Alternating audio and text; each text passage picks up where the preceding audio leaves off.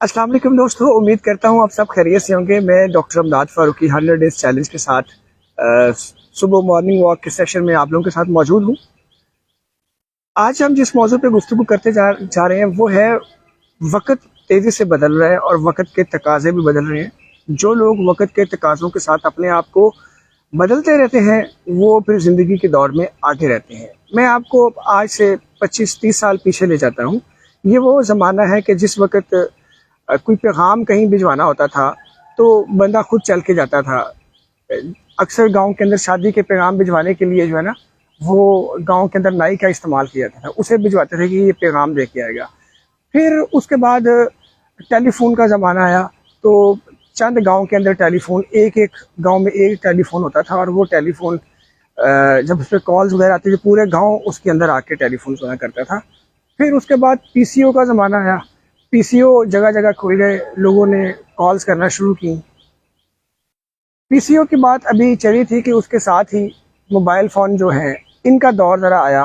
पहले mobile phone SIM के बगैर था और पाकटेल नाम की कंपनी होती थी, लेकिन जैसे ही सिम वाला मोबाइल का ज़माना आया तो पहले वाली पाकटेल कंपनी, जिसको आज पाकिस्तान में कोई भी नहीं जानता, वो ख़त्म हो गई। फिर मोबाइल फ़ोन 3310 का ज़माना आया, उसके साथ फिर टच फ़ोन आया। टच फ़ोन के साथ अब जो मोबाइल फ़ोन मेरे और आपके पास अक्सर इस्तेमाल में है, जो एंड्रॉयड आया, तो ये कंप्यूटर की तरह मिनी कंप्यूटर है जिसके ज़रिए मैं अभी आपसे बराह रास्त मुखातिब हूँ। सवाल जवाब चल रहे हैं, एक दूसरे की बात सुनी जा रही है। ये कम्युनिकेशन या राब्ते का जो तरीका है, राब्ते के अंदर जो तब्दीली है, इतनी तेज़ी से आई है। अब मेरी तस्वीर और मेरी आवाज़ बराह रास्त आप तक पहुँच रही है। ये पिछले 25 से 30 साल के अंदर सब कुछ है। एक और तरफ देखें तो पहले एंटरटेनमेंट के लिए रेडियो हुआ करता था, और रेडियो भी इतना बड़ा बड़ा रेडियो था, इतना बड़ा रेडियो तो मैंने खुद अपनी आंखों से देखा है, जहाँ सिर्फ आवाज़ आती थी। फिर रेडियो स्मार्ट होना शुरू हुआ, फिर टीवी आया। जब टीवी आया तो पहले टीवी जो है ना वो उसकी स्क्रीन होती थी ब्लैक एंड वाइट। फिर टीवी कलर आना शुरू हुआ। टीवी कलर आया तो फिर उसके साथ टीवी जो है वो कंप्यूटर में कन्वर्ट हुआ। और टीवी पहले एक ही चैनल पीटीवी आता था, फिर डिश एंटीना आया, फिर केबल आई, और अब इंटरनेट के थ्रू जो है ना वो इंटरनेट टीवी जो है ना वो साथ चल रहा है। तो एंटरटेनमेंट के ज़राए में भी इतनी तेज़ी से तब्दीली आई है। फिर अब एक तरफ हम करते हैं कि किसी ज़माने में हम जब सफ़र करते थे तो पैदल सफ़र करते थे। घर से स्कूल का सफ़र, घर से अगले मोहल्ले का सफ़र, घर से अगले गांव का सफ़र पैदल तय करते थे। थोड़ा सफ़र और ज़्यादा होता तो जिसके पास सहूलत होती थी वो साइकिल का इस्तेमाल करता था, साइकिल पे चला जाता था।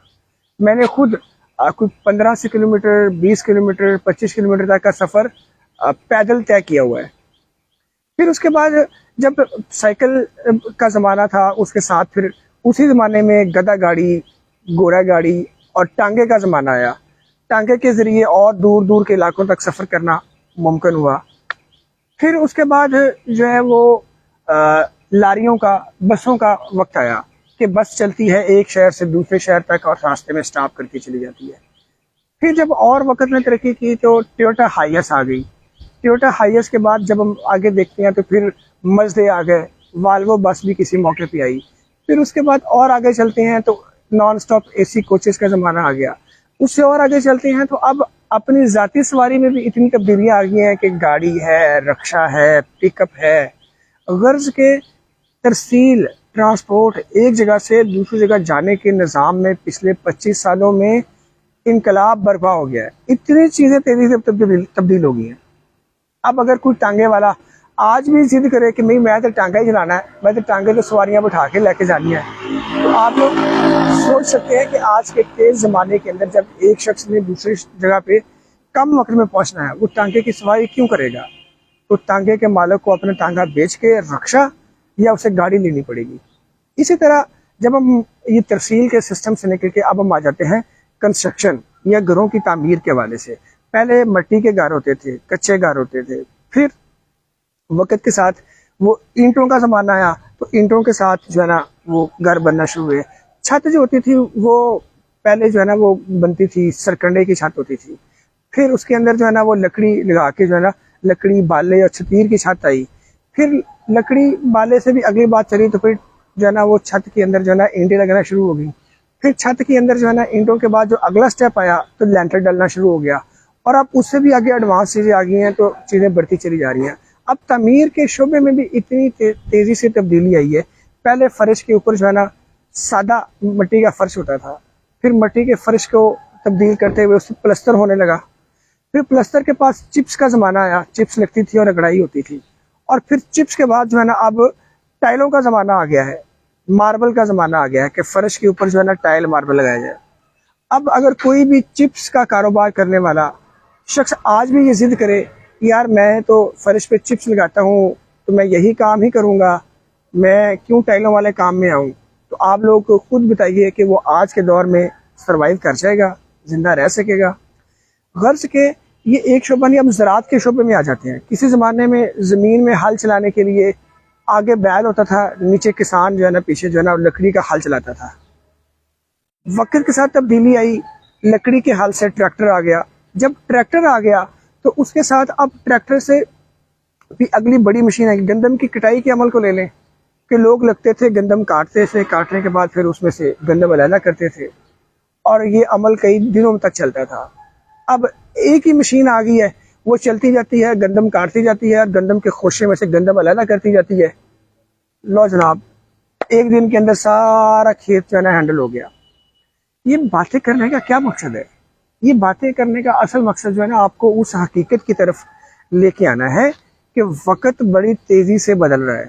آپ چاہے پاکستان کے اندر یا دنیا بھر میں کوئی پنڈ ہے، کوئی شہر ہے، کوئی محلہ ہے، کوئی گھر ہے، ہر جگہ تیزی سے تبدیلی آ رہی ہے۔ تو جو لوگ اس تبدیلی کے ساتھ اپنے آپ کو تبدیل کرتے جائیں گے، حالات پہ نظر رکھیں گے، کون سا کام اس وقت ابھر رہا ہے اس کو پکڑ لیں گے، کون سا کام ختم ہو رہا ہے اگر وہ کر رہے ہیں اس شعبے کو جلدی چھوڑ دیں گے۔ کسی زمانے میں عید کارڈ کا بہت دور تھا، عید کارڈ لکھے جاتے تھے، بھیجے جاتے تھے، اب وہ کہاں گئی عید کارڈ کی صنعت؟ جو لوگ عید کارڈ کے ڈیزائن تیار کرتے تھے، ڈیزائنرز، وہ بے روزگار ہو گئے، مگر وہ لوگ پھر بھی کامیاب ہو گئے جنہوں نے فوری طور پر ڈیزائننگ کو کمپیوٹر میں کنورٹ کر لیا اور کمپیوٹر گرافکس میں آگے چلے گئے۔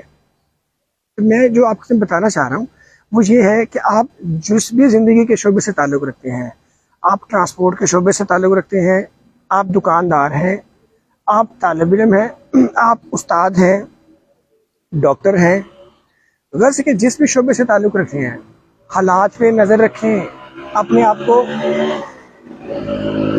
بہتر کرنے کے لیے، اپنے آپ کو چینج کرنے کے لیے، اپنے آپ کو وقت کے تقاضوں کے مطابق سیٹ کرنے کے لیے تیار رہیں۔